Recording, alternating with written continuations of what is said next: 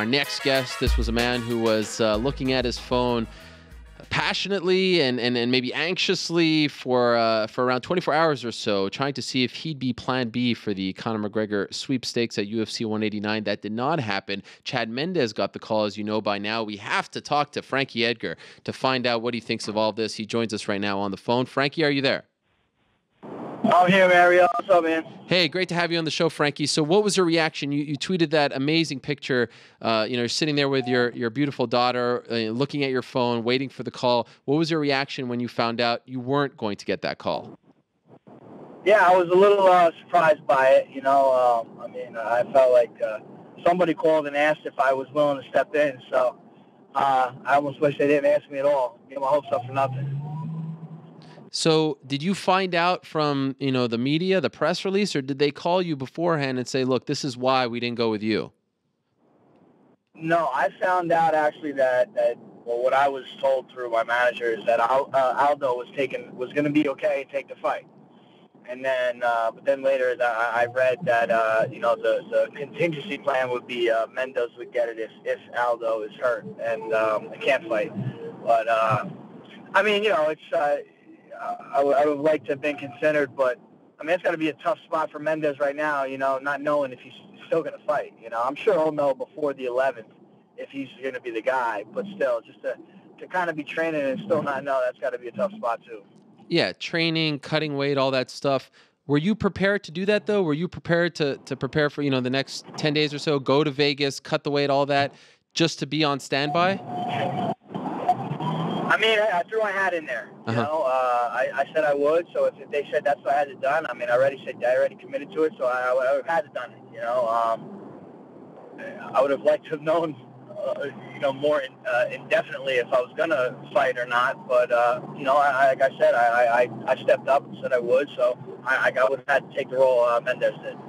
I know you mentioned your manager, Ali Abdelaziz, but have you had any discussions now with the UFC brass? You were disappointed, and you're always that guy. You're a very positive guy, and we appreciate that from you. But have you talked to any of the UFC people and said, look, why didn't I get this call? Why didn't I get this opportunity, considering what I've done over the last few fights? Yeah, they pretty much said Mendes is number one contender. I guess they're going by numbers, but... you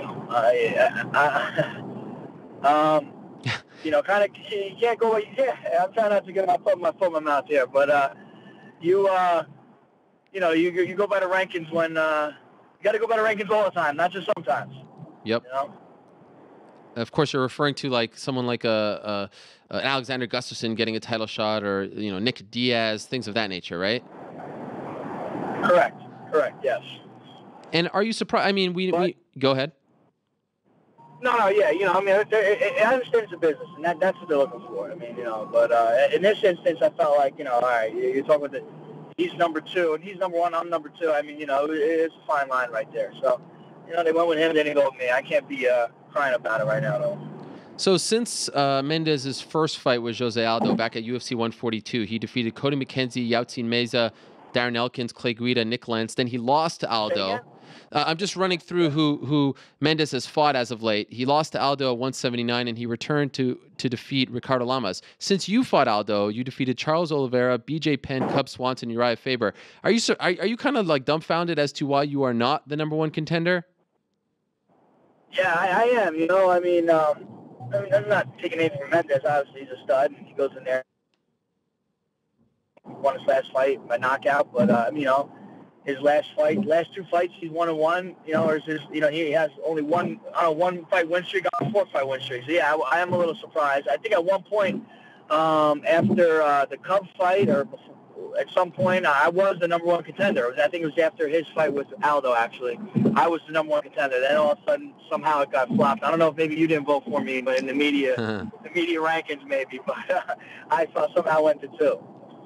Well, for the record, I don't partake in those rankings, so you can't blame me.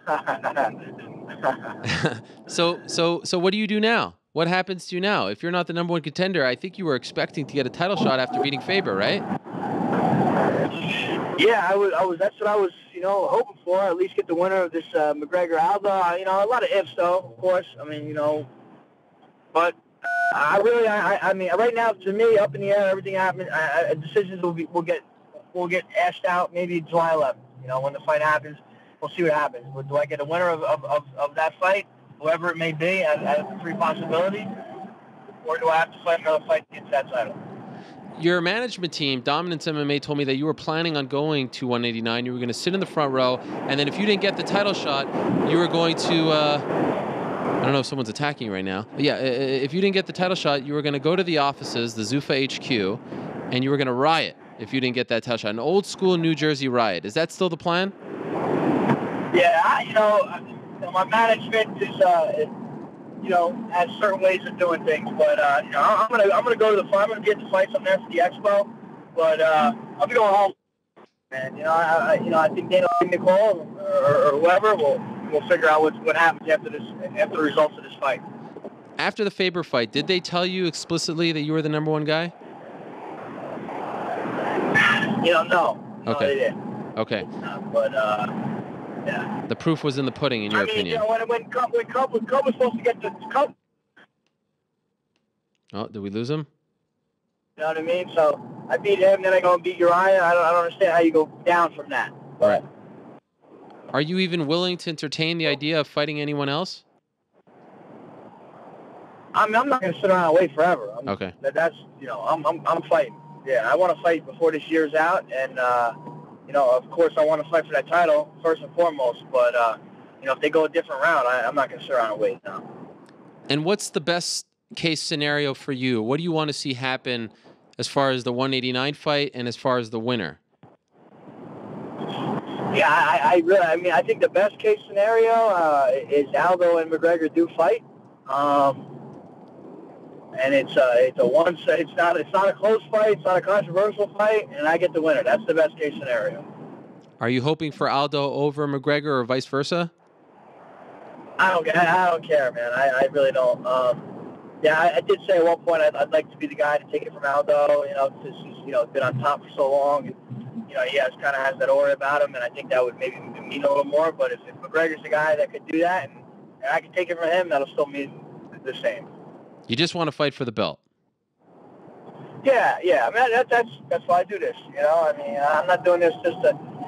My first kind of sport, you want to be the best I could be, and that's a champion. And it comes with a lot of clout too. So you hold that title once before, you know what it is, and you want it back. But again, I'm not going to sit around and wait for it though. And quite frankly, you're a little annoyed that you weren't picked.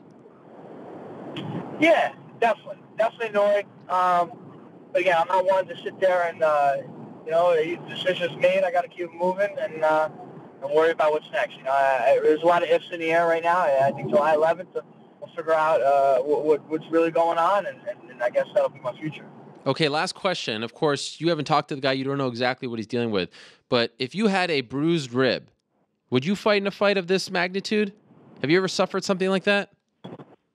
I had bruised ribs in college, during wrestling. I was but everything's different. I can't really say, I would like to say I would have fought. That's what I'd like to say, but you never know. Okay. Well, I appreciate you handling this with class. I'm not surprised, by the way. I know you're upset, but you handled it like most people would expect Frankie Edgar to handle it. So kudos to you, my friend, and good luck getting what you want on July 11th and beyond. Thanks, brother. Take care, man. All right, there he is, Frankie Edgar. You can almost hear the disappointment in his voice there, especially at the end. I think a lot of people were maybe banking on him getting the shot or thinking that he would be the backup plan, but they ended up going with Chad Mendes at the end of the day, who, let's be honest, it was tough. It was a tough call to make, and I'm sure it's a call the UFC doesn't want to make. If you missed it by now, you know or you may not know the situation. This is essentially it. Jose Aldo reportedly injured his ribs in training last Tuesday. This was reported by Anahisa of Combate, and that led to a 24-hour stretch of not knowing what was going on. Everyone was kind of running around, worried, freaking out, fans freaking out. I'm sure Conor McGregor, to a degree, not knowing what's going on with his coaching staff. The UFC, they've obviously poured a historic amount of money into this promotion, and it led to this, uncertainty for over 24 hours, to be honest. It was around, I don't know, 30 or so. And then Wednesday night, the UFC issued a press release saying that Jose Aldo has given them every indication that he will fight at UFC 189. But if he doesn't, if for whatever reason it gets worse or he can't fight, whatever, Chad Mendes is the backup plan. So Chad Mendes is going to get paid to make weight, to be plan B, to essentially have a very short training camp for Conor McGregor. And of course, you know the history between Conor and Chad Mendes. It's a very sellable fight. It hasn't been promoted as much as Aldo versus McGregor, but it's a big one. It's one of those fights that, all right, we figured if Conor would win, he'd fight him next or in 2 fights. Mendes wasn't that far along. Remember, before UFC 179, Chad Mendes was on BT Sport, and McGregor was in studio on BT Sport, and they brought Chad Mendes in, and they had this infamous back and forth. Conor said he would rest his balls on Chad Mendes' head, etc., etc. They have a history. So right now, what we know is Chad Mendes is plan B. Aldo, as of right now, is okay. He's not out of the fight. His coach, Andre Pederneiras, told the media on Friday, we're going to reassess next week. But as of right this second, the fight is still on, and it made for kind of a weird viewing on Saturday for that Fox Sports 1 fight because they're promoting it. You're so excited, but yet this is kind of hanging in the air. It's this black cloud. It's a weird situation.